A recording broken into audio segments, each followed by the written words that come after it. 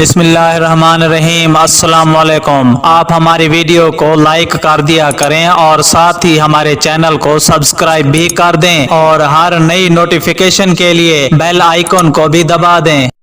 अमरीकी वजीर खारजा माइक ने सऊदी ऑयल रेफरेंसी अरामको पर ड्रोन हमलों का जिम्मेदार ईरान को करार दे दिया। 2 रोज कबल सऊदी अरब की सबसे बड़ी ऑयल रेफरेंसी अरामको की 2 ऑयल फील्ड्स पर ड्रोन हमले किए गए थे, जिसके बायस रेफरेंसी में बड़े पैमाने पर आग लग गई थी। यमन के हौजी बागियों ने सऊदी अरब की सरकारी ऑयल रेफरेंसी पर ड्रोन हमलों की जिम्मेदारी कबूल की थी। ताहम अमरीकी वजीर खारजा माइक ने यह मानने से इनकार कर दिया है कि ड्रोन हमले हौजी बागियों ने किए थे। माइक ने सोशल मीडिया पर अपनी ट्वीट में लिखा कि सऊदी अरब पर 100 के करीब ड्रोन हमलों में ईरान मुलव्वस है, जबकि ईरान के सदर और वजीर खारजा ऐसा जाहिर कर रहे हैं कि वो सिफारतकारी में मसरूफ हैं। उन्होंने मजीद कहा कि शिद्दत पसंदी को हवा के खात्मे की तमाम तर कोशिशों के बावजूद ईरान ने दुनिया को ऑयल सप्लाई करने वाली रेफरेंसी पर पै दर पै हमले किए। ऐसा कोई शवाहिद नहीं मिले कि ये हमले यमन से किए गए हैं। अमरीकी वजीर खारजा ने तमाम ममालिक से मुतालबा किया है कि ईरान के हमलों की सरकारी और वाज़े मजम्मत की जाए। माइक ने कहा है कि अमेरिका अपने शिराकतदारों और इत्तेहादियों के साथ मिलकर इस बात को यकीनी बनाएगा कि एनर्जी मार्केट को